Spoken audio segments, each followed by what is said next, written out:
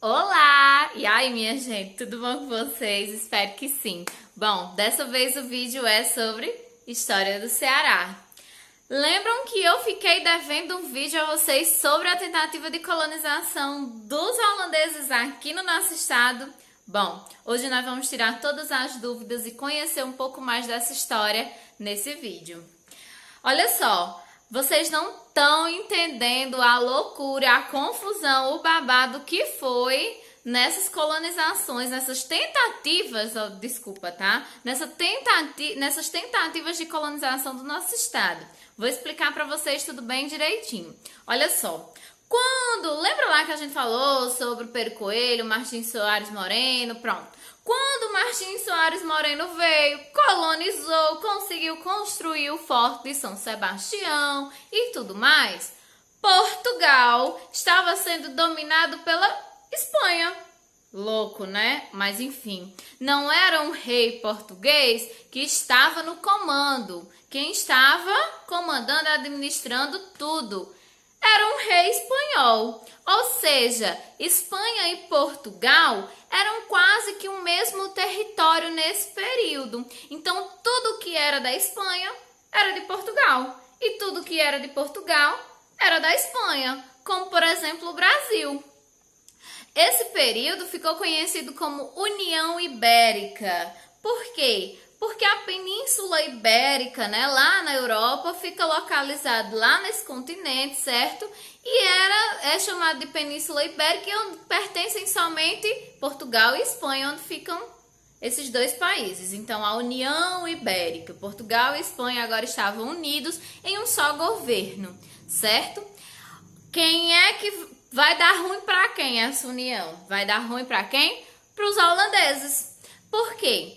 Quando Portugal era independente, eles eram assim, ó, a Holanda e Portugal, unha e carne, juntinhos, fazendo acordos, negócios, enfim, faziam tudo juntos. Só que a Espanha sempre foi inimiga, falciane com a Holanda, certo?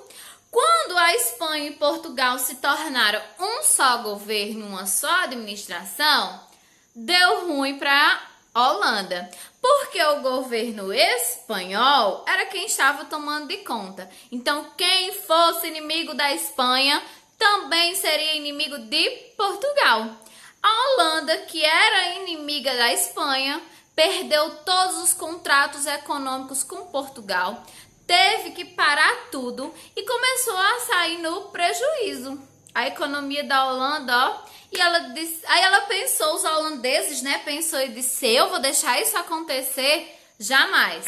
O que foi que a Holanda fez? Ela montou uma frota, certo? Montou um monte de gente, de holandeses e de vamos ocupar o Brasil, minha gente. O Brasil é que é a riqueza desse lugar, é lá onde tem terra boa para plantar, é terra onde tem muitas riquezas naturais, nós vamos invadir lá.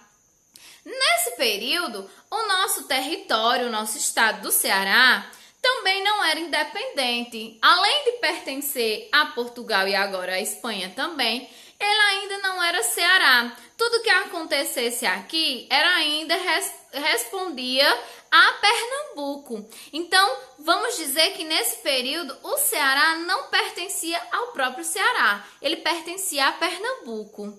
Além de tudo isso, olha só, viu? O nosso estado ainda não era independente, ainda tinha que depender de Pernambuco. Era só o que faltava. Bom, os holandeses invadiram o Brasil, adivinha por onde? Pelo Pernambuco. Entrou no Pernambuco e tomou aquele território. De primeira, tia. Que nada! Os espanhóis e portugueses, eles eram super inteligentes e fortes. Já estavam montados toda uma defesa contra os holandeses, que acabaram sendo derrotados, certo? Só que eles não se deram por satisfeitos. Os holandeses então retornaram com uma frota ainda maior, navios de guerra ainda melhores E aí sim, conseguiram dominar o território de Pernambuco e, consequentemente, ocupar o nosso Ceará.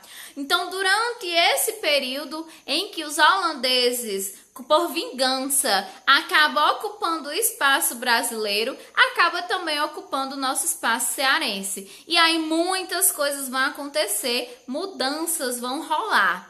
Primeiro, por quê? Porque os holandeses eles vão investir bastante no Nordeste brasileiro, principalmente na capitania pernambucana, né? Com o plantio de cana-de-açúcar. Primeiro, Portugal era a metrópole e o Brasil era a colônia. Aqui não se podia ter indústria, nem manufatura, nem nada, tá? A colônia não fazia nada, só obedecia a ordem de Portugal, só obedecia a ordem da metrópole. Então aqui não poderia, por exemplo, transformar a cana-de-açúcar em açúcar refinado ou em um açúcar que a gente chama hoje de açúcar, aquele, gente, moreninho, como é? Que é mais escuro. O açúcar...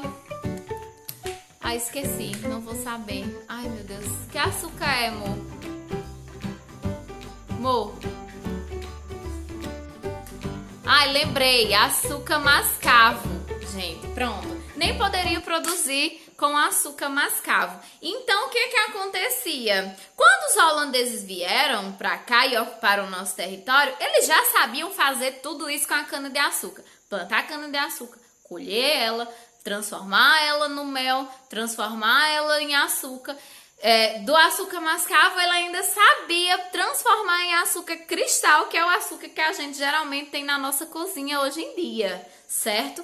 Então, os holandeses ajudaram a fazer tudo isso e começaram a produzir, fazendo com que a economia da nossa região, ó, subisse, fosse lá para o alto. Nesse período surgiram os engenhos de cana-de-açúcar, que depois eu vou disponibilizar, posso até deixar depois a foto, né, de como se dá o processo de transformação da cana-de-açúcar até o açúcar cristal ou o açúcar mascavo, certo? Que passa por vários processos e é bem interessante. O Ceará, enquanto território de Pernambuco, ele não vai receber muitos desses investimentos, pelo menos não no início. Por quê? Porque eles vão querer explorar um pouco mais as questões naturais daqui.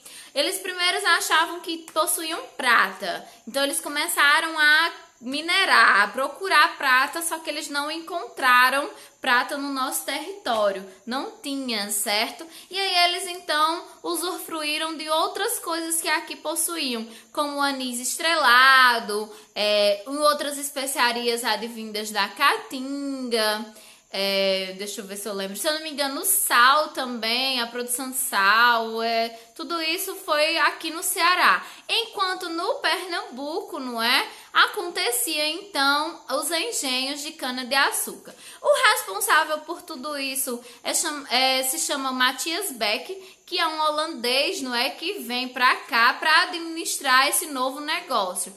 Os portugueses felizes com isso não estavam. Os espanhóis muito menos, né? Já que agora eles também eram quem dominava esse território. Então, o que foi que aconteceu? Durante um período muito grande, certo? A Espanha ficou dominando o Portugal, mas esse período ela acaba e um rei português, ele entra no poder novamente, fazendo com que Portugal fosse Portugal e Espanha fosse Espanha. Ufa! Bom, quando Portugal retorna ao domínio total da administração do Brasil, eles começam a expulsar os holandeses, certo? Então, a Holanda acaba pegando o beco. Só que antes dos holandeses partirem, antes deles irem para outro lugar, antes deles saírem do Brasil, aqui no Ceará, nós vamos ter uma transformação muito grande, principalmente em relação ao forte. Lembra lá do Forte de São Sebastião, construído pelo Martins Soares Moreno? Então, os holandeses, eles destroem o forte e constroem o forte, que eu não vou saber pronunciar o nome, mas eu vou deixar escrito aqui, tá, gente? Ó, Schwanenborg, certo? É um nome holandês, que hoje esse forte é chamado de Forte de Nossa Senhora da Assunção. Aliás, hoje não. Depois foi chamado de Forte de Nossa Senhora da Assunção, quando os portugueses expulsam os holandeses e aí eles voltam a dominar o nosso território. Os portugueses pensam, não, eu não vou destruir o forte porque foi realmente muito bem construído e tudo mais. Tem uma boa localização. Eles simplesmente mudam o nome de Schwanenborg, né, que é um nome holandês, para Nossa Senhora da Assunção. E aí é onde nasce o forte, que hoje se localiza ainda, existe, tá? Hoje é ocupado pelo Exército Brasileiro. E fica, quem foi a Fortaleza ou quem conhece Fortaleza, é aquele forte que fica quase de frente ao mercado municipal, aquele mercado onde é ponto turístico, onde é cartão de visita da capital, certo? Tem vista para o mar, lá onde tem a estátua no Forte de São Sebastião, de Nossa Senhora da Assunção, de Nossa Senhora da Assunção, que tem das estátuas, né, um dos bustos do Martim Soares Moreno, e é lá também onde tem o cubículo, né, a cela onde a Bárbara de Alencar foi presa, né, enfim, junto com seus filhos, e isso é uma história que a gente vai contar ao longo do tempo aqui no canal, viu? Não esquece de se inscrever, deixar um like, compartilhar e ajuda eu. Beijo, gente, fiquem com Deus, espero que vocês tenham gostado e entendido sobre os holandeses aqui no nosso estado. Beijo.